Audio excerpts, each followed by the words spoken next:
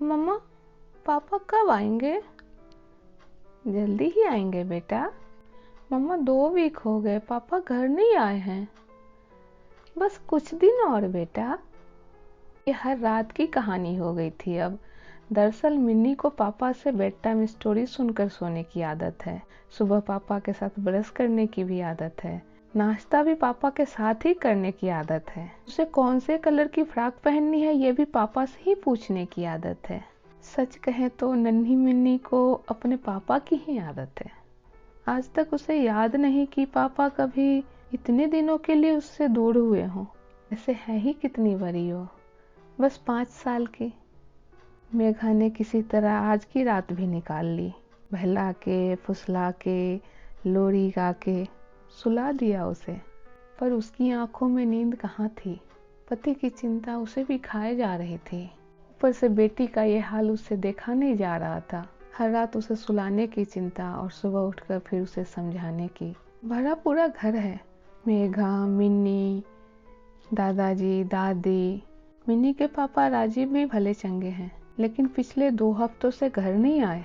Doctor है ना, आजकल कोरोना वायरस के कारण जो आपातकाल आया है उसी में उनका पूरा समय हॉस्पिटल में ही निकल रहा है। डॉक्टर कम, मरीज ज्यादा, हर किसी को अधिक से अधिक काम करना है। राजीव है भी तो सीनियर डॉक्टर, 2 हफ्ते से हॉस्पिटल में ही है। एक तो काम अधिक, दूसरा वो अपने परिवार को लेकर कोई रिस्क नहीं लेना चाहते। कितने इंतजार, माँ की मिन्नतों के बाद तो मिन्नी हुई थी। हाँ, मेघा राजीव की शादी के 8 साल बाद हुई थी मिन्नी।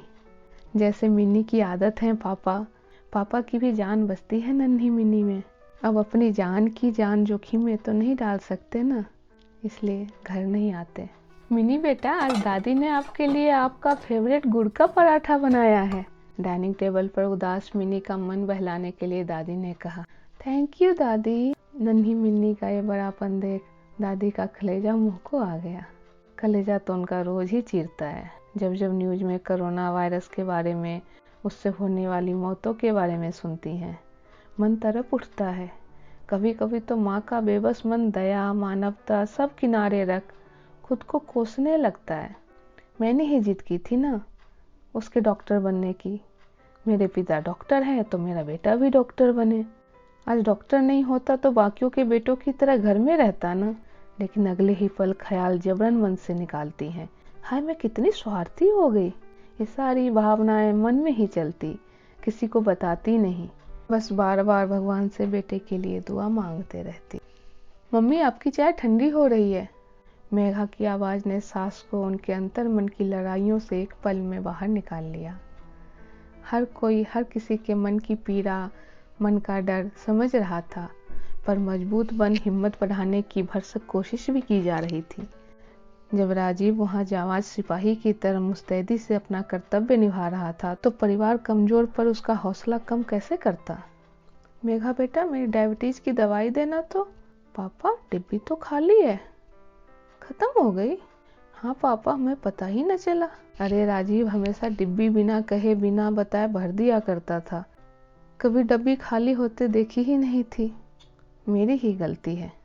नहीं पापा, इसमें गलती क्या, मैं अभी फोन करके मंगवाती हूँ। दवाइयों की होम डिलीवरी भी हो जाती है। सच में ये सब पहली बार ही तो हो रहा था। बेटा समाज को सौंप दिया था। राजीव के पापा कभी कभी कहते भी थे, पता नहीं सिपाहियों के माँ बाप में कितनी हिम्मत होती है। मेरी तो हिम्मत जवाब देने वाली है। तभी फोन की घंटी बजती है। पापा का फोन, पापा का फोन। फोन की घंटी सुनते ही पूरा परिवार चहक उठा। मिन्नी तो कुर्सी से कूद ही पड़ी। अरे बेटा, संभल के, लग जाएगी। मेघा का भी चेहरा खिल सा गया। बूढ़े माँ बाप को भी बड़ी तसल्ली देती थी ये फोन की घंटी। राजीव भी सुबह सुबह नियम से वीडियो कॉल करता था, चाहे 5 मिनट के लिए या 2 मिनट के लिए ही सही। एक बार वीडियो कॉल जरूर करता था। डॉक्टर है तो क्या, वो भी तो इंसान ही है ना। बेटी से प्यार, पत्नी की परवाह, माँ बाप की फिक्र उसे भी तो होती है ना। पापा, कैसी है मेरी प्रिंसेस? पापा, आप कब आओगे? सारा काम आप ही क्यों करते हो? सबके पापा घर पर हैं अभी। हाँ, मेरी बात हुई थी शगुन से, आद्या से, सबके पापा घर पे हैं। आपके पापा भी जल्दी आएंगे। राजीव 5 साल की बच्ची को क्या बड़ी बड़ी बातें समझाता। नहीं, आप प्रॉमिस करो। रो पड़ी मिन्नी इस बार। अच्छा बेटा, पापा कल आएंगे, लेकिन बस थोड़ी देर के लिए। और आपको भी एक प्रॉमिस करना है कि जब पापा आएंगे और पापा जो कहेंगे आपको उनकी बात माननी होगी। और जब पापा वापस जाएंगे तो स्माइल के साथ बाय कहना है। प्रॉमिस? प्रॉमिस। पापा कल आ रहे हैं, पापा कल आ रहे हैं, मैं शगुन को बताऊंगी। क्या राजीव, अब वो सच में आपका वेट करेगी? नहीं आओगे तो और दुखी हो जाएगी। किसने कहा नहीं आऊंगा, मैं आ रहा हूँ कल। सच में तू आ रहा है? माँ भी पास सड़क आई। हाँ माँ, थोड़ी देर के लिए। एक बार आप लोगों को देख लूंगा। जान बचाने की जिम्मेदारी निभाने के लिए यहाँ रह रहा हूँ। बेटी के चेहरे की एक स्माइल के लिए एक बार आना भी तो मेरी ही जिम्मेदारी है ना। मैं अपनी बच्ची को देख लूंगा, आप अपने को। माँ, मिन्नी के होने के बाद आप लोगों के मन को भी समझ पाता हूँ मैं। आपको भी तो इंतजार है ना मेरा, शायद मिन्नी से भी ज्यादा, है ना। अब तो तू खुद बाप बन गया है, सब समझता है। राजीव, पापा की दवाई खत्म हो गई है, मेघा ने बीच में कहा।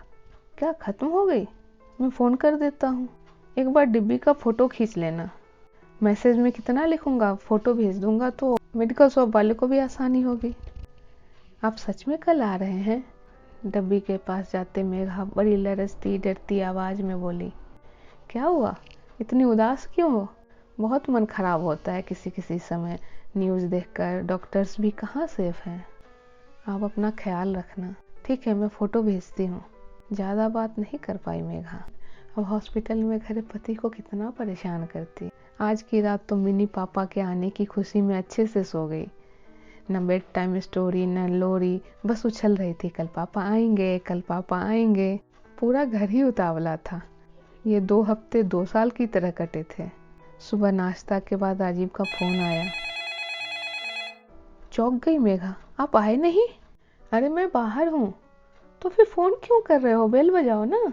तुम भी ना मेघा, मैं अंदर कैसे आ सकता हूँ? हॉस्पिटल से आया हूँ, कोरोना पॉजिटिव मरीजों के बीच से। चलो दरवाजा खोलो।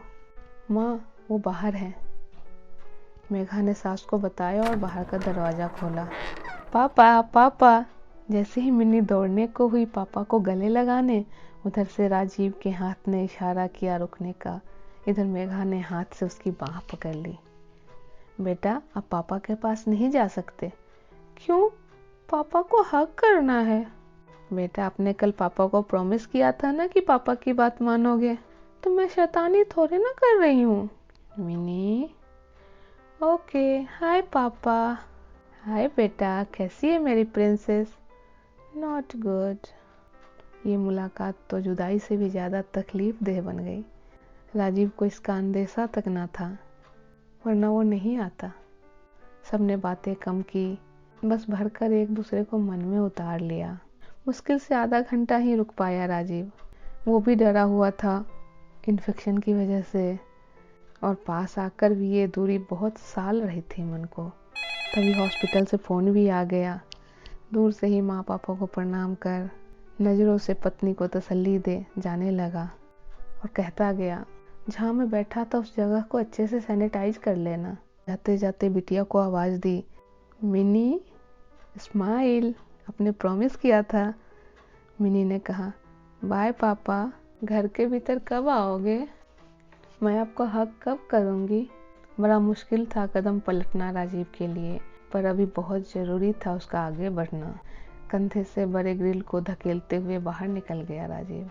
पीछे खड़े लोग खुद के साथ साथ मिन्नी को समझाने में लग गए। इस बिटिया की अधूरी मुस्कान, पापा को हक न कर पाने का मलाल, इसका एहसान न चुका पाएंगे हम। हर सदस्य से घर का, हर डॉक्टर के घर का, समूचा समाज ऋणी है आज उन सब का। नहीं चुका पाएंगे एहसान, कभी नहीं।